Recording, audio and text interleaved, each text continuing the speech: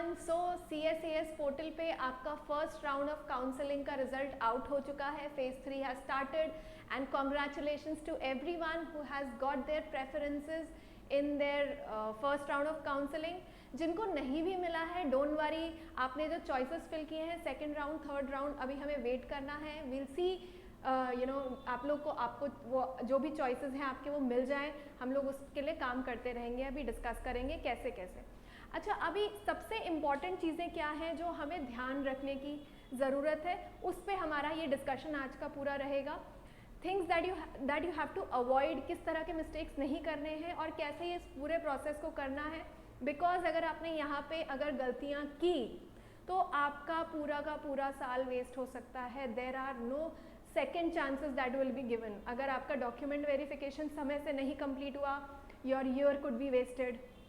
Acceptance सही से नहीं किया, फिर प्रॉब्लम आएगी.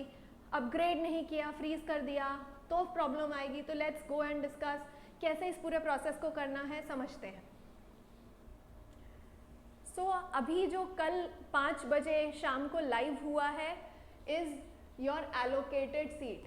आप लोगों को अपने सीट्स एलोकेट हो गए हैं. वहाँ पे आप जब देख रहे होंगे आपको दिख रहा होगा कैटेगरी रैंक क्या रहा, अनरिजर्व्ड कैटेगरी रैंक क्या रहा एंड आपका रैंक क्या रहा, कट ऑफ स्कोर क्या रहा, आपका स्कोर क्या रहा. और ऊपर से नीचे आप जब देख रहे होंगे कहीं आपको एक प्रेफरेंस पे दिख रहा होगा एलोकेटेड. दैट मीन्स वो वाली सीट आपको एलोकेट हो गई है उस पर्टिकुलर कॉलेज में, उस पर्टिकुलर प्रोग्राम के लिए. ठीक है, that is what allocated seat means. अभी कैसे आगे क्या क्या स्टेप्स हैं उसको हम डिस्कस करते हैं. सो सबसे पहली चीज़, without fail, without wasting one moment, you have to do, you have to accept the seat. Accept करके एक बटन होगा वहाँ पे, you have to click it and accept करोगे उसको. जब तक एक्सेप्ट नहीं करोगे आगे के प्रोसेसेस स्टार्ट नहीं होंगे. Even though if you look at the time line you will have 3 days, but 3 days में डॉक्यूमेंट वेरिफिकेशन, कॉलेज अप्रूवल, ये सब कुछ इंक्लूडेड है and also paying off the fees. तो अगर आप एक्सेप्टेंस में बहुत टाइम लगाओगे तो बाकी सब कुछ के लिए आपको कम टाइम मिलेगा. अगर क्वेरी रेज कर दी कॉलेज ने तो उसको रिस्पॉन्ड करने के लिए कम टाइम मिलेगा. तो without making any further delays सबसे पहले एक्सेप्ट करो सीट को. Once you accept it then what will happen, आपके एक्सेप्टेंस के बाद कॉलेज के पास आपका एक्सेप्टेंस चला जाएगा फॉर प्रोसेसिंग एंड वेरिफिकेशन. जो भी आपने डॉक्यूमेंट सबमिट किया है इनिशियली उसके लिए. अगर कॉलेज को लगा आपके सारे documents everything are on to the point तो वहाँ पर आपको अप्रूवल मिल जाएगा सीधा का सीधा and then you can proceed with fee payment. अगर वो नहीं है, if they have any query related to some certificates, related to some domicile thing, anything, जहाँ पे भी आपको लग रहा है, कॉलेज को लग रहा है ऐसा कुछ इशू होगा, they will raise a query and you have to respond within the timeline given here. So make sure and please note this, you have to keep checking the portal every 1 hour. Every 1 hour आपको portal check करते रहना है क्योंकि query जैसे ही raise होगी वैसे ही आपको respond करना है. ईमेल नहीं आएगा और आएगा तो बहुत डिले के साथ आएगा. So make sure you are checking your portal every 1 hour. देखते रहो कोई क्वेरी आ रही है, नहीं आ रही है. अगर अप्रूवल मिल गया वेल एंड गुड, अगर अप्रूवल नहीं मिला है तो चेक करते रहो क्वेरी आ रही है कॉलेज से कि नहीं आ रही है. ठीक है, once you resolve the query, जो भी डॉक्यूमेंट मांगा है, जो भी वेरिफिकेशन मांगा है उसको रिजॉल्व कर दोगे, then you can proceed with payment. Payment के लिए भी make sure you are doing this within the timeline. ऐसा नहीं होगा टाइमलाइन के बाद भी पेमेंट कर सकते हो. और अगर पेमेंट नहीं किया within the timeline then your seat allocation will get cancelled. Yes, it will get cancelled. So make sure you are doing the payment within the timeline. ठीक है, once you make the payment you will get 2 options now, either to freeze your seat or to go for an upgrade. Okay, freeze your seat सिर्फ उस case में करना है अगर आपको लगता है जो भी आपको प्रोग्राम मिला है, जो भी आपको कॉलेज मिला है, इसके आगे आप प्रोसीड नहीं करना चाहते, you are happy with it, आपको फर्स्ट प्रेफरेंस मिल गया है, तो इस केस में आपको फ्रीज हो जाएगा.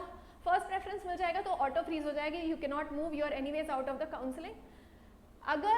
अगर उसके अलावा आपको मूव करना है आगे काउंसलिंग में, ठीक है, आपको आगे की जो आपने कॉलेजेस डाले हैं, प्रोग्राम्स डाले अपने प्रेफरेंस लिस्ट में, उसमें जाना है. So you always have to click on upgrade. Upgrade पे क्लिक नहीं करोगे तो आगे नहीं मूव कर सकते हो, ठीक है. So make sure you are clicking on upgrade. Okay, now let's look at some other things that we need to take care of. ये हमने डिस्कस कर लिया. You have to accept your seat to move forward in the counselling. अब ऐसा सोचो मुझे ये वाला कॉलेज नहीं चाहिए, ये वाला सीट नहीं चाहिए, तो मैं इसके बिना ही मूव कर जाऊँ, ऐसा नहीं होगा. आपको एक्सेप्ट करना ही पड़ेगा, then only you can move forward in the counselling, ठीक है. Next is, yes we discussed already, make sure your documents are ready. Yes, very important. आपको अगर कॉलेज क्वेरी रेज कर रहा है, आप विद इन टाइमलाइन नहीं रिप्लाई कर रहे हो, तो you will be out of the counselling process. तो जितना भी डॉक्यूमेंट्स जो भी चाहिए आप लोगों को रिलेटेड टू, अगर कोई सर्टिफिकेशंस है, सर्टिफिकेट्स है, आपके रिजर्वेशन कैटेगरी रिलेटेड सर्टिफिकेट्स है, स्पेशल कश्मीरी माइग्रेंट सर्टिफिकेट्स है, single girl child category certificate है, जो भी सर्टिफिकेट है, 10-12 मार्कशीट सर्टिफिकेट है, जो भी है, make sure you have the scanned copy ready. You have all the affidavits also ready in case अगर सर्टिफिकेट्स में नेम चेंज का कोई डिफरेंस है तो उस केस में एफिडेविट्स भी रेडी होना चाहिए. Everything should be ready. It should not be kept for the last moment की क्वेरी रेज होगा फिर हम ये करेंगे, नहीं, टाइम नहीं होगा, ठीक है. Next is you have to raise the query. Yes, we already discuss this.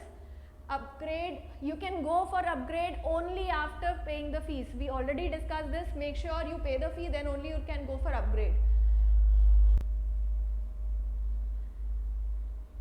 One of the most important thing जो आपके लिए available होगा after you make the payment, after you upgrade, go for upgradation, is reordering of preference. ये option available हो जाएगा, ठीक है. So what does this mean? अगर आपका लेट्स से ये प्रेफरेंसेस है 1, 2, 3, 4, 5, 6, आपके कॉलेज ए प्रोग्राम, बी कॉलेज, सी कॉलेज, डी, ई, एफ, ये आपके पास है. इसमें से लेट्स से आपको 5th एलोकेट हुआ है. This has been allocated. Okay, तो रीऑर्डरिंग का मतलब क्या है? इसके नीचे जो भी है वो एनीवेज रिजेक्ट हो गया है, ठीक है.